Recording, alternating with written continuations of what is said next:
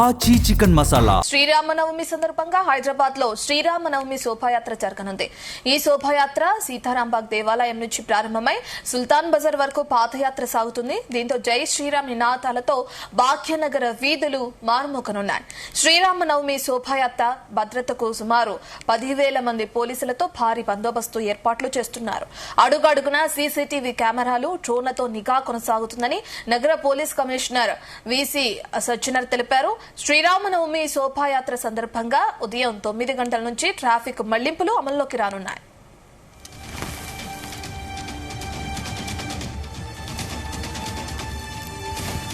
ఈ శోభాయాత్రకు సంబంధించిన డీటెయిల్స్ మా ప్రతినిధి రవితేజ అందిస్తారు. రవితేజ, మనం చూస్తున్నాం ఉదయం 9 గంటల నుంచి ట్రాఫిక్ ఆంక్షలు కూడా కొనసాగుతున్నాయి. ఎక్కడి నుంచి ఎక్కడి వరకు శోభాయాత్ర కొనసాగనుంది? శోభాయాత్రలో సుమారు ఎంతమంది పాల్గొనే అవకాశం ఉంది?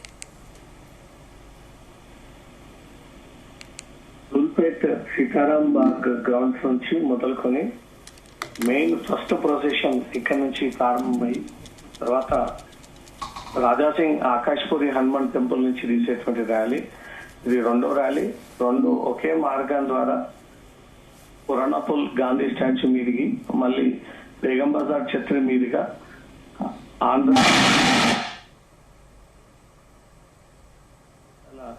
కోటి వరకు ఈ ర్యాలీ సాగనుంది. మొత్తం ఈ 8-10 కిలోమీటర్లు 25 చోట్ల ట్రాఫిక్ ఆంక్షలను ఇప్పటికే హైదరాబాద్ ట్రాఫిక్ పోలీసులు అమల్లోకి తీసుకొస్తున్నామన్నట్టుగా ఉత్తర్వులు కూడా జారీ చేయడం జరిగింది. ఈ ర్యాలీ పొడవునా సీసీటీవీ కెమెరాలు, డ్రోన్ కెమెరాలు, మఫ్టీలో ఉన్నటువంటి మహిళా పోలీసులు, టాస్క్ ఫోర్స్ పోలీసులు, లా అండ్ ఆర్డర్ పోలీసులు, ట్రాఫిక్ అన్ని విభాగాలకు చెందినటువంటి పోలీస్ అధికారులతో పాటు వివిధ డిపార్ట్మెంట్లకు చెందినటువంటి అధికారులంతా కూడా ఈరోజు సమన్వయంగా ర్యాలీలో పాల్గొంటూ ఈ 10 కిలోమీటర్ల పాటు సాగేటువంటి ర్యాలీ విజయవంతంగా సాగే విధంగా ప్రభుత్వం ఆదేశాల ప్రకారంగా ఈ రోజు ఈ ర్యాలీ ప్రారంభం కాబోతా ఉంది. ఉదయం 9 గంటల నుంచి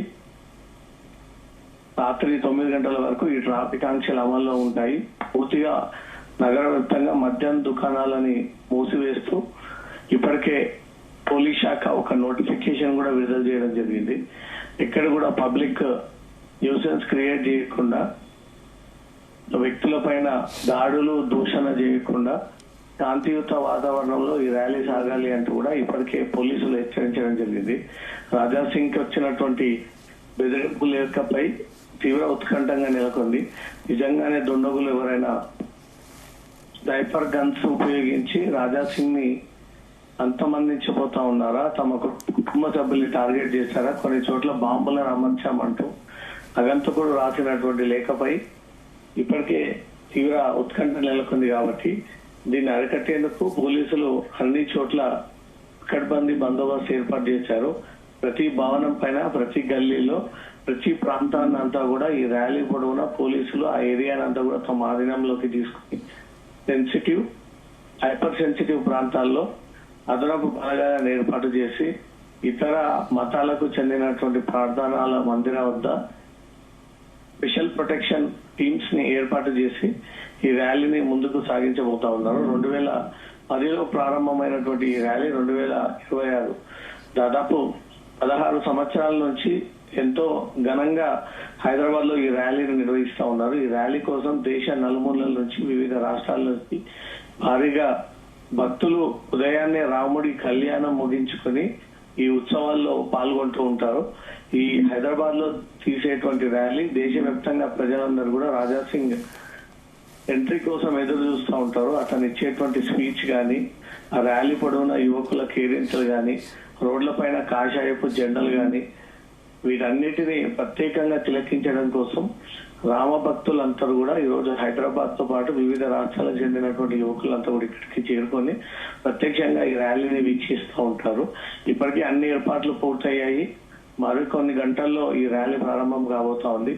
వేలాది మంది యువత రోడ్లపైకి వచ్చి ఆ ర్యాలీలో జై శ్రీరామ్ నినాదాలతో, హనుమంతుడి యొక్క ఆశీస్సులతో ఈ 10 కిలోమీటర్ల పాటు తీవ్రమైనటువంటి ఎండలు ఉన్నప్పటికీ, మధ్యలో వర్షాలు కురిసినప్పటికీ ఈ ర్యాలీకి ఆటంకం జరగకుండా 100% సక్సెస్ చేసే విధంగా మాత్రం ఈ ర్యాలీని ప్రతి ఏటా ముందుకు సాగిస్తూ ఉంటారు.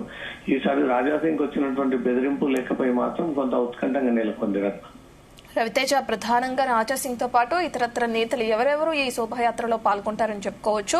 ఉదయం 9 గంటల నుంచి రాత్రి 9 గంటల వరకు జరుగుతున్న ఈ శోభాయాత్రకి సంబంధించి మరి ఎటువంటి ఏర్పాట్లు చేస్తున్నారంటే పోలీసు యంత్రాంగం తీసుకున్న చర్యలు మనం చూస్తున్నాం. అంత గంటలు శోభాయాత్ర చేస్తున్నప్పుడు మరి అక్కడికి చేరుకున్న వారికి, ఆ ర్యాలీలో పాల్గొనే వారికి కానీ, శోభాయాత్రలో పాల్గొనే వారికి కానీ ఎటువంటి ఏర్పాట్లు కొనసాగుతాయి? ఈసారి రాజాసింగ్ ర్యాలీకి బీజేపీ నాయకులు అందరూ దూరంగా ఉన్నట్టుగా తెలుస్తా ఉంది. ఎందుకంటే పార్టీ నుంచి సస్పెండ్ అయినటువంటి వ్యక్తి, తీవ్ర విమర్శలు పార్టీ పైన చేసినటువంటి వ్యక్తి, ఇన్ని నెలలు గడిచినా రాజాసింగ్ ఇంకా పార్టీలోకి తీసుకోలేదు. కాబట్టి ఇది పార్టీతో సంబంధం లేకుండా ఇండివిజువల్ గా దేశం కోసం, ధర్మం కోసం అయినప్పటికీ అతను పార్టీ ఐడెంటిఫికేషన్ ఉన్నటువంటి వ్యక్తి, అదే కాన్స్టిట్యున్సీలో బీజేపీ పార్టీ తరఫున గెలిచినటువంటి వ్యక్తి. కాబట్టి ఈ రోజు రాజాసింగ్ తీసేటువంటి రామనవమి ర్యాలీకి మాత్రం బీజేపీ నాయకులు పూర్తిగా దూరం అయ్యేటువంటి ఛాన్స్ ఉంది. ఒక్కరు కూడా హాజరయ్యేటువంటి అవకాశం లేదు. అక్కడక్కడ పురాణాపూల్ గాంధీ స్టాచ్యూ దగ్గర, బేగం బజార్, ఛత్రి, బ్యాంక్ స్ట్రీట్ కోటి వద్ద ఏర్పాటు చేసినటువంటి సభలో హిందూ ధర్మానికి చెందినటువంటి స్వామీజీలు, పీఠాధిపతులు, మతాధిపతులు, ఇతర అయ్యవారులు దీంట్లో పాల్గొనేటువంటి అవకాశం ఉంది. కానీ బీజేపీ నాయకులు ఎవరు కూడా ఈ ర్యాలీలో పాల్గొనేటువంటి అవకాశం లేదు.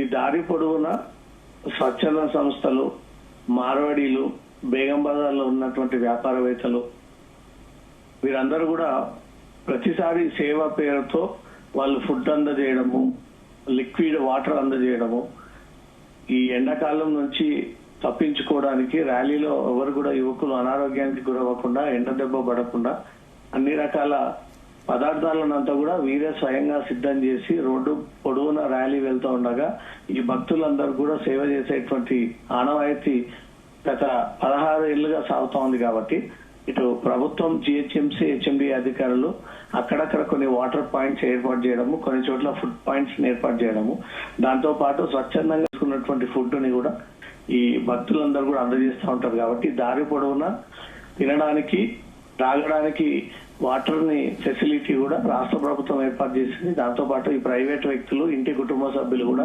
వీటిని ఏర్పాటు చేసుకుని పబ్లిక్ కి అందించబోతా ఉన్నారు.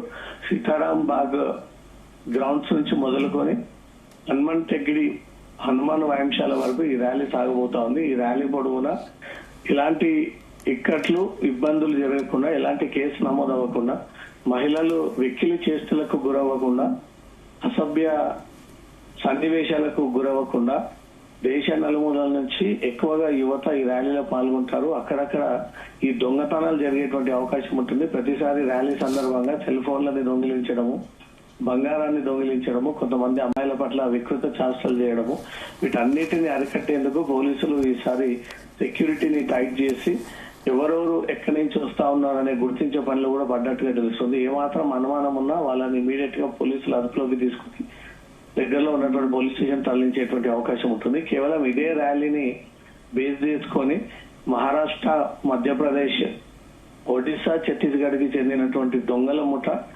ఈ ర్యాలీలో పాల్పంచుకుని భక్తుల ముసుగులో ఈ దొంగతనాలకు పాల్పడి అక్కడి నుంచి నాంపల్లి రైల్వే స్టేషన్ మీదుగా తిరిగి వాళ్ళ రాష్ట్రానికి వెళ్లిపోతా ఉన్నారు. ఎక్కువగా అజాగ్రత్తగా ఉన్నటువంటి వ్యక్తుల్ని టార్గెట్ గా చేసుకుని ఈ బంగారం, సెల్ ఫోన్ స్నాచింగ్స్ కి పాల్పడుతూ ఉన్నారు. వీటి పట్ల జాగ్రత్తగా ఉండండి.